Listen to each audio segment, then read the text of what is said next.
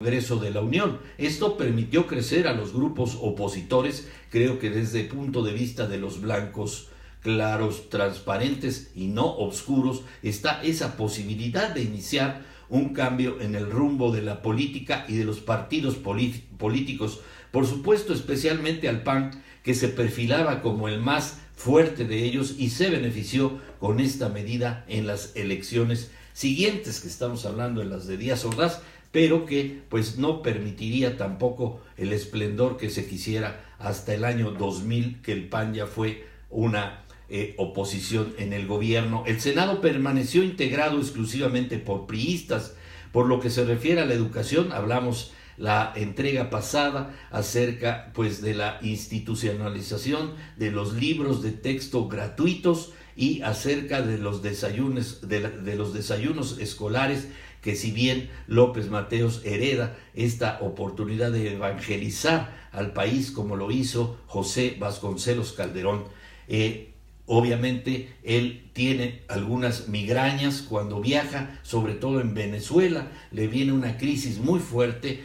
Acuérdense ustedes que les decía que él participó en las elecciones de 1928 contra Pascual Ortiz Rubio. Él era el jefe de campaña de José Vasconcelos Calderón, un muchacho de 18 años escasos que tuvo la visión del liberalismo o de las libertades en nuestro país, al desconocer prácticamente el movimiento del rival, que era el jefe máximo pues de la revolución, que se autonombró Plutarco Elías Calles, y él tomó la bandera del maderismo a través del vasconcelismo, calderonismo, y logró a partir de ese momento tener una estabilidad en su memoria, en su pensamiento. Desgraciadamente tuvo que salir caminando hacia Guatemala, era un gran caminador, pero fue violentamente atacado en la cabeza, y de ahí de que haya resultado aneurismas. Se dice que los aneurismas que los llevaron a la muerte, o lo llevaron a él a la muerte en 1969,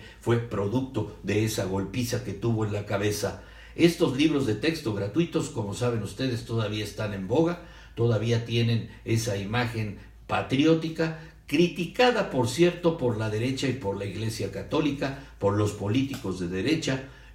Yo tengo algunos testimonios en las que se le reclamaba en aquel momento a López Mateos el que por qué no se abría o se daba oportunidad de no tener contenido único, y es decir, no tratar de orientar a los niños hacia un nacionalismo exacerbado. Sin embargo, ya el marxismo-leninismo o el comunismo-socialismo estaba matizado, ya no era aquella forma para invitar al pueblo a unirse en contra de la clase capitalista. Pues era obvio, al final de cuentas Kennedy venía a representar a nuestra fusión de amistad o de amigos, tomando en consideración que éramos un pueblo libre, que habíamos pasado por una revolución. Hay documentos muy interesantes en YouTube, los invito a que vean esa visita que hizo el presidente Kennedy por ahí entre los años 62, 63, y que conmovió a la sociedad mexicana. A muchos de nosotros nos deja un gran legado. Yo como niño, observando las imágenes por ahí en una televisión de algún vecino, me enteré de la amistad y la fraternidad, y me di cuenta de la explosión de afecto y cariño sincero que se le tenía al extranjero. Ya también lo hizo López Mateos con Charles de Gaulle, y también en forma extraordinaria con algunos otros presidentes que visitó, que fue a ver allá a Europa, en América por supuesto, que estuvo muy activo. El Senado permaneció, como dije, integrado por priistas. Algunos sectores se opusieron a la medida, como les dije, de estos libros de texto gratuitos. No se quería socializar la educación, se consideraba exagerada la interferencia del Estado en la forma ideológica de los niños.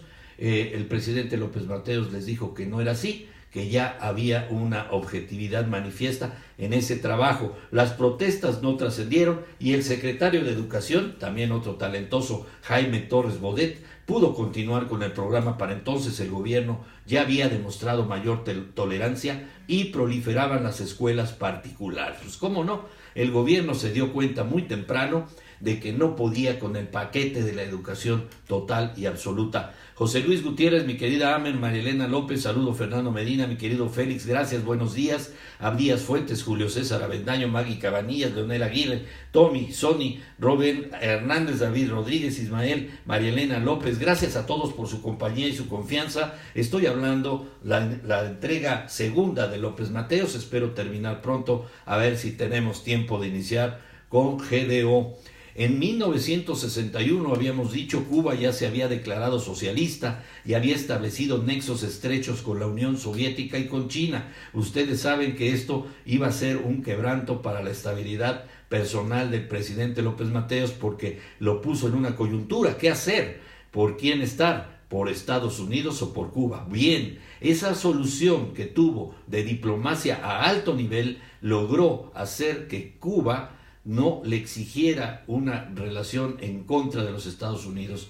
Quiere decir que pudo vincularse también con ambas naciones, haciendo gala de una categoría magnífica en relaciones exteriores, jamás vista y jamás concebida ni por Cuba ni por Estados Unidos. Ambos fueron sus amigos. Lázaro Cárdenas, en esa época muy activo, ya declarado socialista per se, y intervino cuando fue aquel movimiento cubano, y en el 61 se dio a la tarea de ver por Fidel Castro Ruz. Así lo tienen, así estaba de exacerbado el socialismo, por eso tenía sus temores Estados Unidos, porque todavía seguía siendo un paterfamilias, por decirlo de esta manera, el Tata Lázaro Cárdenas. Se trataba de una propuesta radical que planteaba en su momento la Revolución Mexicana. ¿Qué podíamos hacer? Estados Unidos veía con gran disgusto el surgimiento de otro país que estuviera a favor de Cuba. Por tanto, tendría que determinarse esta fórmula magnífica que tuvo el presidente López Mateos de quedar bien con los dos. Fíjense cómo lograr estar con Dios y con el diablo al mismo tiempo. A pesar de la actitud de México, el presidente John Kennedy visitó al país en un ambiente de gran cordialidad para el desarrollo estabilizador que se había propuesto el gobierno. Era determinante la cooperación, por supuesto, económica de los Estados Unidos de Norteamérica. En el 60 el gasto público se había incrementado en el 27%, mientras uno de los primeros objetivos del gobierno era mantener el valor de la moneda, que estuvo a 12.50 desde López Mateos hasta casi ya concluir Gustavo Díaz Ordaz. Para evitar que se estancara el proceso de industrialización, el Estado invirtió en infraestructura. Además, compró en 1960 pues la energía que estaba en manos de los extranjeros. No hubo el pleito aquel casado como con los petroleros extranjeros que tuvo en el 38 Lázaro Cárdenas, por una razón: la industria eléctrica ya estaba en venta y los extranjeros ya no querían estar aquí. Entonces le fue más fácil el margen de maniobra, se le pusieron de apechito estas gentes a don Adolfo López Mateos y pudo lograr esa nacionalización de la industria o de la energía eléctrica. Como no se habían incrementado los impuestos, el gobierno recurrió a préstamos internos como base de financiamiento. ¿Habían oído esa política? ¡Qué magnífico! Que cuando no tenga recursos el país recurra al empréstito del extranjero, pero más allá, para no embarcar y no endeudar a su país, de préstamos internos, tenía margen de maniobra con los empresarios nacionales para dar alianza para el progreso, ese progreso que se convirtió en el desarrollo estabilizador. Quiere decir, gran cantidad de producción, mucha confianza en el comercio, en la industria que se generaba a partir de ese momento y que trascendería todavía 6 años más con Gustavo Díaz Ordaz. Ese año el gobierno destinó en el 61 una tercera parte de su presupuesto al pago de la deuda pública. La inversión extranjera se orientó básicamente a la industria manufacturera, lo mismo que en el sexenio anterior.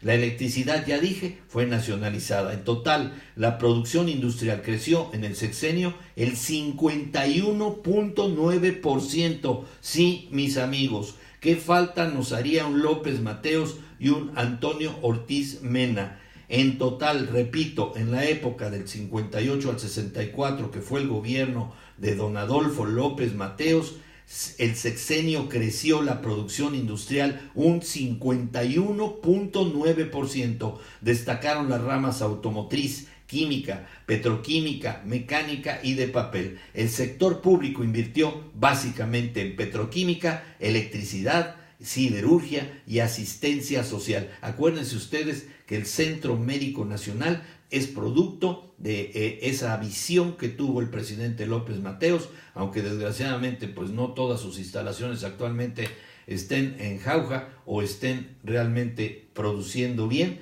Ese rubro en aquel momento era prioridad para este gobierno, que veía con mucha pena y mucha tristeza la pobreza. Estoy hablando de un buen hombre, Adolfo López Mateos, pero también el estadista y también el político. En este rubro, ya decía yo, destacó el desarrollo del ISSSTE también y del Centro Médico Nacional. Para coordinar la inversión pública se creó la Secretaría de la Presidencia y al poco tiempo comenzaron a surgir planes de desarrollo. La industria manufacturera quedó en manos de empresarios privados, nacionales y extranjeros. La industria manufacturera quedó en manos de empresarios, ya lo dije, porque pues también creía en la coparticipación tanto del gobierno como de los particulares. No obstante, la dependencia de la tecnología extranjera fue en creciente aumento. En la agricultura, durante el gobierno de López Mateos, solo se producía frijol y maíz, productos muy ligados, como saben, a la política de estabilidad de precios que se buscaba. En el momento de la sucesión dentro del PRI, había dos posibles candidatos: Gustavo Díaz Ordaz, secretario de Gobernación, y Donato Miranda Fonseca, secretario de la Presidencia. López Mateos se inclinó, lamentablemente, por Gustavo Díaz Ordaz. Murió en 1969, en 1969, a consecuencia de este problema de aneurisma. Desgraciadamente, años antes ya había sido pues tratado de una traqueostomía que le quitó las cuerdas bucales y la posibilidad de volver a hablar. Imagínense, nuestro presidente orador se fue sin decir palabras. Ahí lo tenemos, mis queridos amigos. Trataré de hacer una síntesis. Vamos con tiempo, mi querido.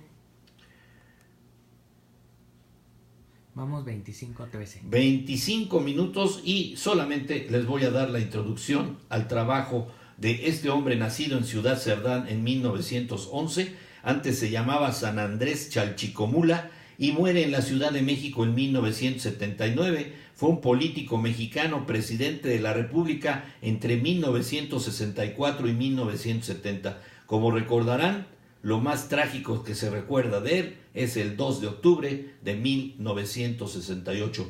Para bien o para mal, en la política interna, en los dineros, muy aseado, pero con su gente, en el trato, en la relación a los ciudadanos y nuestros lamentablemente muertos de Ciudad Universitaria o del Instituto Politécnico Nacional, que en paz descansen, un requiem sin perdón y sin olvido. Continuamos dentro de 8 días con Gustavo Díaz Ordaz. Gracias, mis amigos, por verme. Nos vemos mañana en Personas y Bienes. Gracias por su compañía y su confianza.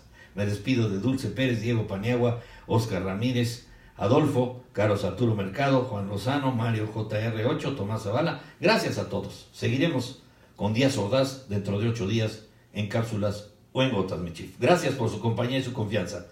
Nos vamos a trabajar. Gracias, mis amigos. Chao.